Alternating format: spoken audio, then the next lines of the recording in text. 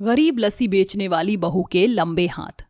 माला बहू, ये क्या घर का सारा काम ऐसे ही पड़ा हुआ है और तुम यहाँ आराम कर रही हो?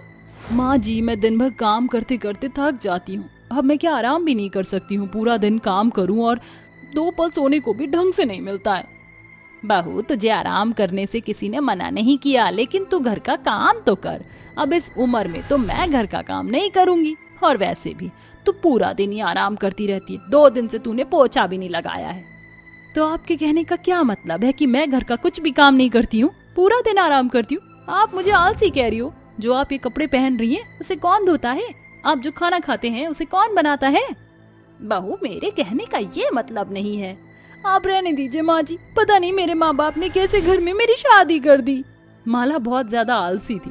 वो कुछ भी काम नहीं करती थी, सारा दिन आराम करती रहती थी। और अगर कुछ काम करती तो वो या तो पूरा नहीं करती, या करती तो उसे अपने आलसपन की वजह से बिगाड़ देती। ऐसे ही एक दिन, ये दूध तो गर्म करते करते मैं तो थक गई हूँ। एक काम करती हूँ, जाकर एक झपकी ले लेती हूँ। माला चूल्हे पर दूध रख कर आराम करने चली जाती है और सो जाती है। चूल्हे पर रखा हुआ दूध उबल जाता है और दूध का पतीला जलने लगता है। जलने की बदबू से कुंती घर के अंदर आती है और दूध के पतीले को ऐसा जलता देख और माला को सोता देख वो बहुत ज्यादा गुस्सा होती है और जोर से चिल्लाती है, माला!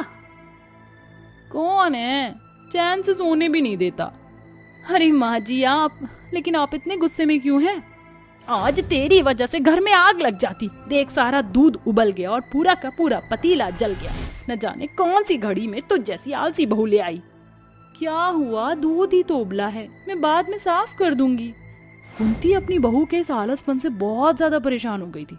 वो कुछ ना कुछ कर वहाँ से चली जाती है। माँ, एक गिलास पानी पिला दो, गला सूखा जा रहा है। ये ले बेटा, क्या हुआ? तू इतना परेशान क्यों लग रहा है? माँ, मुझसे अकेले लस्सी बेचने का काम नहीं होता है, इसलिए सोच रहा हूँ कि अपनी मदद के लिए किसी को रख लूँ, लेकिन उसे रखने के लिए मेरे पास इतने पैसे नहीं हैं। तो तू एक काम कर, बहू को ले जा। वैसे भी पूरा दिन घर पर कुछ भी नहीं करती है, आलसियों की तरह पड़ी रहती है। सुरेश को ये तरकीब बहुत अच्छी लगती है और माला भी घर के काम से बचने के लिए इसलिए हाँ कर देती है। जिसके बाद वो अगले दिन अपने पति के साथ जाकर लस्सी बेचने का काम करती है, लेकिन अपने आलसपन की वजह से उससे ये काम भी नहीं होता है। हाय, कितनी गर्मी है, मुझसे तो एक काम भी नहीं हो रहा। इस गर्मी में तो मैं थक गई। काश कोई ऐसा जादू हो जाए कि मैं बैठे बैठे सारे काम कर लूं और मुझे कोई भी मेहनत ना करनी पड़े। माला इतना बोल ही रही थी कि तभी वहाँ एक गरीब बूढ़ी अम्मा आती है। बेटा, मैंने 2 दिन से कुछ भी नहीं खाया है, एक गिलास लस्सी पिला दे। ये लो अम्मा। क्या हुआ बेटा? तू बहुत परेशान लग रही है। क्या करूं अम्मा, मेरा कुछ काम करने का मन ही नहीं करता है। मैं एक जगह बैठे बैठे सारे काम करना चाहती हूँ जिससे मैं थकूं नहीं। बस इतनी सी बात। इतना कहकर वो बूढ़ी अम्मा जादू से माला के हाथों को लंबा कर देती हैं, जिसे देखकर माला बहुत खुश हो जाती है। अरे वाह वाह वाह, अब तो मैं बैठे बैठे सारे काम कर सकूंगी, अब तो मजा आएगा। माला लंबे हाथों को पाकर बहुत ज्यादा खुश हो जाती है। अब वो घर का सारा काम अपने बिस्तर पर बैठे बैठे कर लिया करती थी और थकती भी नहीं थी। लेकिन ये खुशी माला के लिए ज्यादा दिनों के लिए नहीं थी। चलो, अपने इस लंबे लंबे हाथों से मैंने घर का सारा काम बैठे बैठे इतनी आसानी से कर लिया। अब चलो मैं खाना खा लेती हूँ। लंबे हाथों की वजह से माला खाना नहीं खा पा रही थी। उसे खाना खाने में काफी तकलीफ होती है। ये क्या, मैं खाना क्यों नहीं खा पा रही हूँ? लगता है आज भूखा ही रहना पड़ेगा। एक काम करती हूँ, पानी पी लेती हूँ। लंबे हाथों की वजह से माला अपने नजदीक रखी हुई चीजों को नहीं उठा पाती थी। ये क्या, अब तो मैं ग्लास भी ठीक से नहीं उठा पा रही हूँ। लंबे हाथों की वजह से माला को काफी परेशानी होती है। ना तो माला कुछ खा पाती है और ना ही कुछ पी पाती है। लंबे हाथ होने की वजह से माला के हाथ किसी न किसी चीज से टकराते, जिससे उसको काफी चोट लगती। मेरा हाथ सुबह से ये 6ठी बार चोट लगी है। मेरे हाथों में लगता है कपड़ा बांध कर रखना पड़ेगा, वरना मेरे हाथों में ऐसी चोट लगती रहेगी। माला अब पहले की तरह अपने लंबे हाथों से बिल्कुल भी खुश नहीं रहती थी। जो हाथ उसके लिए खुशी का कारण थे, अब वही हाथ उसके लिए दुख का कारण बन गए थे। माला के लंबे हाथों वाली बात धीरे धीरे पूरे गांव में फैल जाती है, जिससे पूरा गांव माला को चुड़ैल समझने लगता है। माला जब भी किसी को अपने लंबे हाथ से लस्सी देती तो वो डर के भाग जाता, जिस वजह से सुरेश का लस्सी का काम अब ठप होने लगा था। भाइयों, मुझे तो लगता है कुंती की बहू माला एक चुड़ैल है। उसके लंबे लंबे हाथ देखे हैं, ऐसा लगता है कि किसी का गला दबा देगी अपने लंबे हाथों से। हाँ भैया, हमें इस चुड़ैल को अपने गांव से निकालना ही होगा। सारे गांव वाले माला को गांव से निकलने का इरादा कर लेते हैं, जिसके बाद गांव वाले अपने हाथों में लट्ठे लेकर माला के घर पहुंच जाते हैं। माला चुड़ैल, घर से बाहर निकल। क्या हुआ? आप सब चिल्ला क्यों रहे हैं? अरे तू चुड़ैल है, तू हमारे गांव में नहीं रह सकती, समझी? निकल जा हमारे गांव से।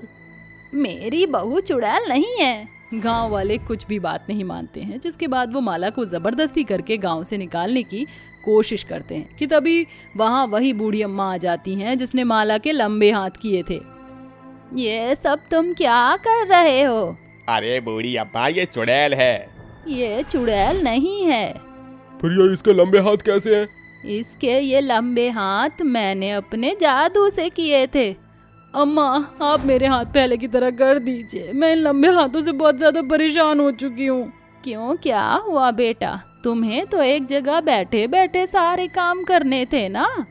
नहीं अम्मा, अब मुझे समझ आ चुका है कि कभी कामचोरी नहीं करनी चाहिए। अपनी कामचोरी की आदत की वजह से आज मेरी ये हालत है। इन लंबे हाथों की वजह से पानी तक नहीं पी पाती हूँ। मुझे ये लंबे हाथ नहीं चाहिए। इन लंबे हाथों की वजह से पूरा गांव मुझे चुड़ैल समझ रहा है। आप मेरे हाथ पहले की तरह कर दीजिए। माला को अब अपनी गलती का एहसास हो चुका था। माला को रोता देख बूढ़ी अम्मा माला के हाथ पहले की तरह कर देती हैं। मेरे हाथ ठीक हो गए। आप सब मुझे माफ कर दीजिए। मैंने सबक सीख लिया है। अब मैं कभी भी कामचोरी नहीं करूंगी। सब माला को माफ कर देते हैं, जिसके बाद माला अपना सारा आलसपन छोड़ देती है। धानी, किरण और टियारा तीनों सहेलियां थी। बचपन से लेकर अब तक उन्होंने एक ही स्कूल में पढ़ाई की थी और अब वो तीनों एक ही साथ टेलरिंग सीख रही थी। धानी देखना, मैं अपनी ड्रेस बना रही थी और प्रेस करते टाइम मेरी ड्रेस का गला ही जल गया। अब मैं क्या करूं? दिखा तो जरा।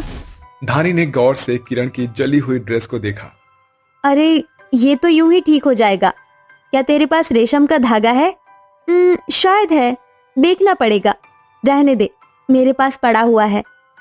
धानी ने अपने बैग से रेशम का धागा और सुई निकाली और किरण की जली हुई ड्रेस पर एक बहुत ही सुंदर फूल का डिजाइन बना दिया। हो गया। वाह धानी, तुम्हें तो सिलाई के साथ साथ कढ़ाई भी बहुत अच्छे से आती है। अब तो ये ड्रेस पहले से भी ज्यादा सुंदर लग रही है। थैंक यू सो मच धानी। चल पागल, ये भी कोई शुक्रिया बोलने वाली बात थी। इसी तरह एक साथ तीनों सहेलियों की जिंदगी खुशी खुशी कट रही थी कि एक दिन अपनी टेलरिंग की क्लास से लौटते वक्त टियारा बोली, दोस्तों चलो ना, आज हम किसी अच्छे से कैफे में कॉफी पीने चलते हैं। दोस्तों, आज माँ ने मुझे जल्दी घर आने को बोला है, मैं नहीं जा सकती। चल ना यार, कल फिर हमारी मुलाकात हो या ना हो। ऐसे क्यों बोल रही है? ज्यादा सवाल मत कर, बस चल। टियारा धानी और किरण को अपने साथ एक कैफे में ले गई और वहां तीनों सहेलियां बैठकर बात करने लगी। मुझे बता, तू ऐसा क्यों बोल रही थी? मुझे कहते हुए बहुत दुख हो रहा है, लेकिन धानी, किरण, अब मैं यहाँ और नहीं रहूंगी। मेरे मम्मी पापा मेरे टेलरिंग के शौक को देखकर मुझे एक बड़ी ड्रेस डिजाइनर बनाने के लिए अमेरिका भेज रहे हैं। पता नहीं अब हमारी कब मुलाकात होगी। टियारा की बात सुनकर दोनों ही सहेलियां बहुत दुखी हो गई कि तभी किरण बोली, टियारा, सिर्फ तू ही नहीं, मैं भी यहाँ से जा रही हूँ। मेरे मम्मी पापा ने भी मुझे ऑस्ट्रेलिया भेजने की सारी तैयारियां कर ली है। सच? तो तूने ये बात पहले क्यों नहीं बताई? बस मेरी बताने की हिम्मत नहीं हो रही थी। तो तुम दोनों ही यहाँ से जा रही हो? तीनों सहेलियां एक दूसरे को छोड़ने की वजह से बहुत ज्यादा दुखी थी।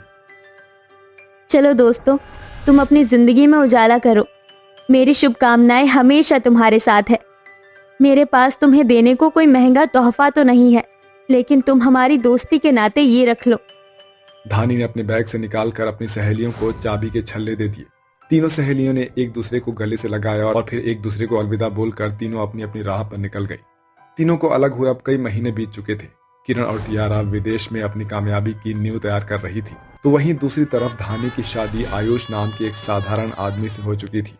धानी, आज मेरी छुट्टी है, क्यों ना आज हम लोग दोनों बाहर घूमने चले? ठीक है, मैं जल्दी जल्दी घर के कामों को निपटा लेती हूँ। ठीक है, मैं तुम्हारा इंतजार करूंगा। धानी ने जल्दी जल्दी अपने घर के कामों को निपटाया और फिर शाम को आयुष और धानी घूमने चले गए। बोलो धानी, क्या खाना चाहोगी? चलिए आयुष जी, साथ मिलकर आइसक्रीम खाते हैं। ठीक है, बोलो चॉकलेट लोगी या vanilla? I am choco lover, तो मैं चॉकलेट ही लूंगी। अच्छा ठीक है, तो चलो चलते हैं आइसक्रीम खाने। आयुष और धानी ने उस दिन बहुत मजे किए और जब रात को वो अपने घर लौट रहे थे, आज मुझे लगा कि जिंदगी वाकई बहुत हसीन है। तुम्हारे साथ मुझे आज बहुत मजा आया। चलिए अच्छा है, मुझे भी आपके साथ टाइम बिताकर बहुत अच्छा लगा। धानी और आयुष सड़क पर एक दूसरे से बात करते हुए चल रहे थे कि तभी सामने से एक बड़ा ट्रक आया। धानी संभाल के! आयुष धानी को बचाने के लिए खुद ट्रक के सामने आ गया और ट्रक से उसका एक्सीडेंट हो गया। आयुष जी उठिए, आयुष जी, अरे कोई मेरी मदद करो, कोई है? धानी की आवाज सुनकर कुछ लोगों ने उसकी मदद की और आयुष को अस्पताल पहुंचाया। जैसे ही खबर उसके घर वालों को लगी, सभी अस्पताल चले आए। क्या हुआ मेरे बेटे को? क्या हुआ आयुष को? बोल धानी। धानी कुछ नहीं बोली। तभी डॉक्टर बाहर आया। देखिए, हम आपसे माफी चाहते हैं। हमने उन्हें बचाने की बहुत कोशिश की थी, लेकिन उनके शरीर से बहुत सारा खून बह चुका था। ऐसे में किसी भी पेशेंट को बचाना नामुमकिन होता है और हम आयुष जी को नहीं बचा सके। नहीं, ऐसा कैसे हो सकता है? आयुष जी उठिए, आंखें खोलिए। सभी बहुत रोए और दर्द भरी चीखें सिर्फ आयुष को ही पुकार रही थी, लेकिन आयुष अब गहरी नींद में सो चुका था, ऐसी नींद जिससे वो अब कभी भी नहीं जागता। अब आयुष की मौत हुए 1 महीना बीत चुका था। घर के चिराग के बुझ जाने से पूरे घर में अंधेरा छा गया था और पैसे की भी तंगी हो रही थी। बहू, अब तो आटा भी बस मुट्ठी भर ही बचा हुआ है। आज तो किसी तरह इसी में गुजारा हो जाएगा, लेकिन कल क्या खाएंगे? माँ, मुझे लगता है कि हमें भी कोई काम ढूंढना ही पड़ेगा। इस तरह घर में बैठे रहने से बात नहीं बनेगी। माँ, प्रिया ने सही कहा। अगर आपकी इजाजत हो तो क्यों ना मैं किसी काम की तलाश कर लूं? मेरी बच्ची, तू कहाँ भटकेगी? माँ, बाहर निकलने पर तो बहुत रास्ते हैं, बस एक बार हिम्मत करनी है। ठीक है, तू अगर ऐसा करना चाहती है तो मैं तुझे नहीं रोकूंगी। धानी अपनी सास की बात सुनकर काम की तलाश में निकल गई, लेकिन उसे कहीं पर भी काम नहीं मिला। हार कर वो बेचारी शाम को घर आ गई। कुछ बात बनी क्या बहू? नहीं माँ, लेकिन अभी बाहर मैंने एक दर्जी को उसका खुद का काम चलाते हुए देखा था, तो मैंने सोचा कि क्यों ना मैं भी यही काम कर लूं। तुझे सिलाई आती है? जी भाभी, इससे अच्छी तो बात ही नहीं हो सकती है। आप यही काम करो। फिर क्या था, धानी ने घर में ही हाथ की सिलाई मशीन पर कपड़े सिलना शुरू कर दिया। उससे ज्यादा मुनाफा तो नहीं हो रहा था, लेकिन उन्हें 2 वक्त की रोटी तो नसीब हो जाती थी। आज भी मैंने सिलाई के 2 सूट सिल दिए। चलो अच्छा ही है, अब मैं खाना बना लेती हूँ। इसी तरह से रोज काम का सिलसिला जारी था। बेचारी धानी के दिन गरीबी में कट रहे थे कि एक दिन धानी के दरवाजे पर दस्तक हुई। देख तो जरा, धानी बेटा कौन है? जी माँ। धानी ने जैसे ही दरवाजा खोला तो हैरान रह गई, क्योंकि दरवाजे पर कोई और नहीं बल्कि उसकी दोनों सहेलियां खड़ी थी। किरण, क्यारा, तुम? हाँ हम। तू तो शायद हमें भूल ही गई लगता है। ऐसा कैसे हो सकता है? आओ तुम लोग अंदर आओ। धानी ने उन्हें अपने घर में बुलाया और उनके आगे चाय और बिस्किट रख दिए। धानी को सफेद साड़ी में देख उसकी सहेलियां सब कुछ समझ गई थी। अब तेरे पति इस दुनिया में नहीं है, तो फिर तुम्हारे घर का खर्च कौन चलाता है? मैं कपड़े सिल कर अपने घर को संभाल रही हूँ। अपनी सहेली की ऐसी हालत देखकर दोनों से रहा नहीं गया और किरण बोली, मिस धानी, अब तुम्हें चिंता करने की कोई जरूरत नहीं है। अब से तुम हमारी कंपनी में मॉडल्स के लिए कपड़े बनाना। पर घबरा मत, हम तुझे बहुत अच्छे से जानते हैं। तू बहुत अच्छी टेलर है। हमें विश्वास है कि अगर तू हमारे साथ काम करेगी तो हमें बहुत जल्दी प्रोग्रेस मिलेगा। अपनी सहेलियों की बात सुनकर धानी बहुत खुश हुई। तभी से धानी ने अपनी अमीर सहेलियों के लिए काम करना शुरू कर दिया और अपने घर के हालातों को बदल दिखाया और फिर सभी लोग खुशी खुशी रहने लगे।